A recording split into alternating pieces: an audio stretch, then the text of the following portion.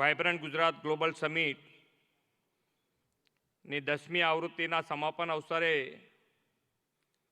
આપણી સૌની સાથે ઉપસ્થિત સમારોહના અધ્યક્ષ કેન્દ્રીય ગૃહ અને સહકારિતા મંત્રી શ્રીમાન અમિતભાઈ શાહ સાહેબ, પ્રદેશના યશસ્વી અધ્યક્ષ તથા નવસારીના સાંસદ શ્રી સી.આર. પાટીલજી, કેન્દ્રીય મંત્રી શ્રી પરસોત્તમ રૂપાલાજી, કેન્દ્રીય રાજ્ય મંત્રી શ્રી દેવુસિંહજી ચૌહાણ, ડૉક્ટર મહેન્દ્રભાઈ મુજપરા, જમ્મુ કાશ્મીરના લેફ્ટનન્ટ ગવર્નર શ્રી મનોજ સિન્હાજી, વિધાનસભાના અધ્યક્ષ શ્રી શંકરભાઈ ચૌધરી, વર્લ્ડ બેંકના કન્ટ્રી ડિરેક્ટર શ્રી અગસ્તે હાને કોમે, રાજ્ય તથા અન્ય પ્રદેશના સન્માનીય મંત્રીશ્રીઓ, સૌ ઉદ્યોગ શ્રેષ્ઠીઓ, સાંસદશ્રીઓ, ધારાસભ્યશ્રીઓ, ઉપસ્થિત અધિકારીગણ, પ્રેસ મીડિયાના મિત્રો, સૌને મારા નમસ્કાર.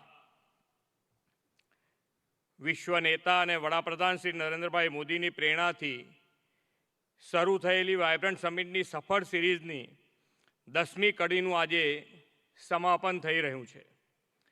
વડાપ્રધાન શ્રી નરેન્દ્રભાઈ મોદીની પ્રેરણાથી નિર્માણ થયેલું મહાત્મા મંદિર સતત 3 દિવસ સુધી વિશ્વભરના દેશોના અતિથિઓ માટે ગ્લોબલ નેટવર્કિંગ અને થોટ શેરિંગનું વાયબ્રન્ટ સેન્ટર બની રહ્યું. વાયબ્રન્ટ સમિટ 2024ના 3 દિવસો ગુજરાત અને ગાંધીનગર હોલિસ્ટિક ગ્લોબલ ડેવલપમેન્ટ માટેના ઉત્તમ મંચ બની રહ્યા.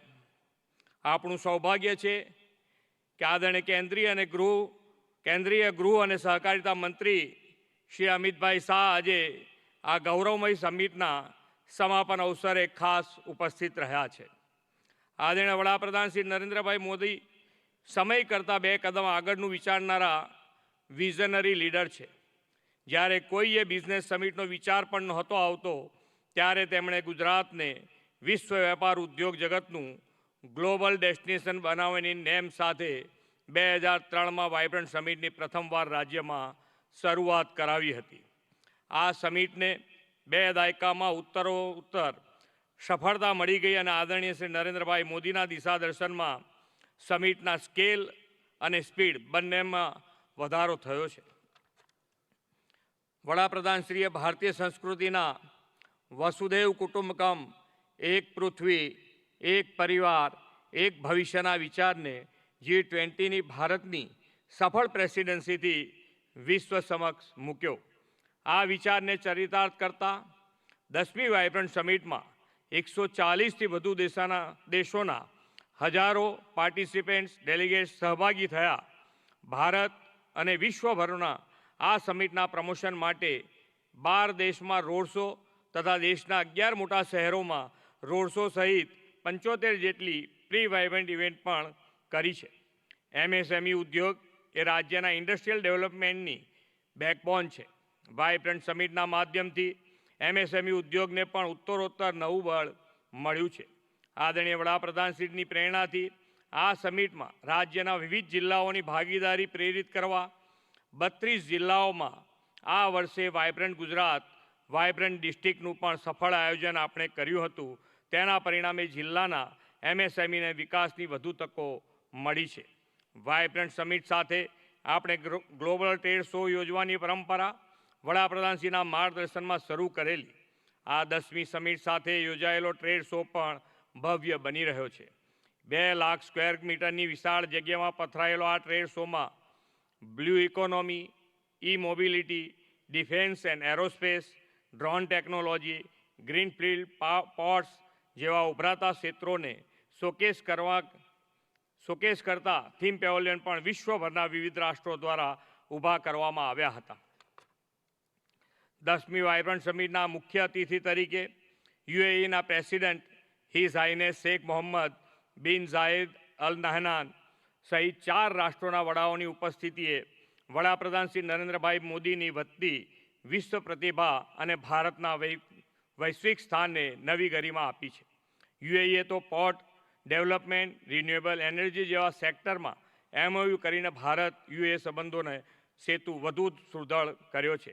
આ સમિટ દ્વારા અત્યાર સુધી દેશ અને દુનિયાની business community, thought leaders policy makers સહિત સૌ માટે ઇન્ક્લુઝિવ ગ્રોથ અને સસ્ટેનેબલ ડેવલપમેન્ટનો સંબંધ પ્રસ્થાપિત થયો છે.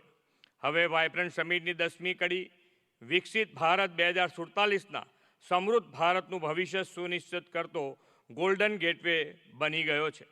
Semiconductor, renewable energy, green hydrogen, EV, aerospace and defence equipment manufacturing જેવા ઉભરાતા સેક્ટર્સ માટે તો આ સમિટ ઉદ્દીપક બની છે અને Gujarat gateway to the future બન્યું છે. વડાપ્રધાનશ્રીએ સેમિકન્ડક્ટર સેક્ટરને વેગ આપવાની દિશા દર્શન કર્યું છે. આપણે એ જ દિશામાં આગળ વધતા માઇક્રોન સહિત સેમિકન્ડક્ટર ક્ષેત્રની વિશ્વની અગ્રણી કંપનીઓને ગુજરાતમાં સેમિકન્ડક્ટર ઇકોસિસ્ટમમાં રોકાણ માટે પ્રેરિત કરી છે અને આ માટે MOU પણ થયા છે. આદરણીય વડાપ્રધાનશ્રીએ આપેલા ગ્રીન ગ્રોથ વિઝનને પરિપૂર્ણ કરતા આપણે આ સમિટમાં 50% જેટલા MOU ગ્રીન ગ્રોથ સેક્ટરના કર્યા છે. સાથીઓ, વાઇબ્રન્ટ ગુજરાત ગ્લોબલ સમિટ ગુજરાતના વૈશ્વિક વિકાસનું ચાલક બળ બનીને અને પોલિસી ડ્રીવન સ્ટેટ તરીકે ગુજરાત દેશ અને દુનિયાના રોકાણકારો માટે ડેસ્ટિનેશન ઓફ ફર્સ્ટ ચોઇસ બન્યું છે. એ વાતની પ્રતીતિ પણ આ 10મી સમિટમાં સહભાગી થયેલા વેપાર ઉદ્યોગ જગતના લીડર્સ અને પાર્ટિસિપેન્ટના એક્સપિરિયન્સ શેરિંગથી સૌને થઈ છે. કેટલાક અગ્રણી ઉદ્યોગ સંચાલકોએ પોતાના વ્યવસાય કારોબારને મળેલી જ્વલંત સફળતાનું ગુજરાતી તરીકે ગૌરવ કર્યું, તો કેટલાક રાષ્ટ્રના વડાએ ગુજરાતને પોતાનું સેકન્ડ હોમ ગણાવ્યું છે. વાઇબ્રન્ટ સમિટનો પ્રારંભ કરાવતા આદરણીય વડાપ્રધાનશ્રીએ કહ્યું હતું કે અમૃતકાળમાં ભારત વિશ્વમિત્રની ભૂમિકા નિભાવવા આગળ વધી રહ્યું છે. આ સહકારની ભાવનાથી જ વાઇબ્રન્ટ સમિટ સતત વિકાસના નવા કીર્તિમાન હાંસલ કરતી રહી છે. વિકસિત ભારત એટ 2047 માટેના વડાપ્રધાન શ્રી નરેન્દ્રભાઈના સંકલ્પને દેશભરમાં ગુજરાતે વિકસિત ગુજરાત 2047થી પાર પાડવાની દિશા લીધી છે. દેશના અમૃતકાળમાં વડાપ્રધાનશ્રીના વિકસિત ભારત 2047ના સંકલ્પને સાકાર કરતા ગુજરાતે પોતાના આગવા એવા વિકસિત ગુજરાત 2047ના રોડ મેપ લોન્ચિંગથી દેશમાં હંમેશા પ્રથમ રહેવાની પ્રણાલી જાળવી રાખી છે. સમગ્ર દેશમાં ગુજરાત પ્રથમ રાજ્ય છે જેણે પોતાનો આગવો વિકસિત ગુજરાત 2047 રોડ મેપનો ડોક્યુમેન્ટ લોન્ચ કર્યો છે. આપ સૌ આ ડોક્યુમેન્ટ અવશ્ય જુઓ તેવો મારો નમ્ર અનુરોધ છે. આ ડોક્યુમેન્ટ લોન્ચ કરીને ઉદ્યોગ સાથે સાથે સામાજિક આર્થિક વિકાસ દ્વારા હોલિસ્ટિક ડેવલપમેન્ટ માટેનું લક્ષ્ય અત્યારથી નિર્ધારિત કરી લીધું છે. આદરણીય વડાપ્રધાન શ્રી નરેન્દ્રભાઈ મોદીના નેતૃત્વમાં આ 10મી વાઇબ્રન્ટ સમિટ 2 દાયકાની સમિટ ઓફ સક્સેસની શૃંખલામાં એક નવું સીમાચિહ્ન બની છે.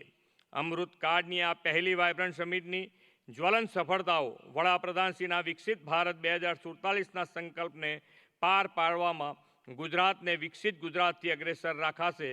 તેમાં આપ સૌની સક્રિય સહભાગિતા સતત મળતી રહેશે એવા વિશ્વાસ સાથે વિરમું છું. ભારત માતા કી જય. વંદે માતરમ. જય જય ગરવી ગુજરાત.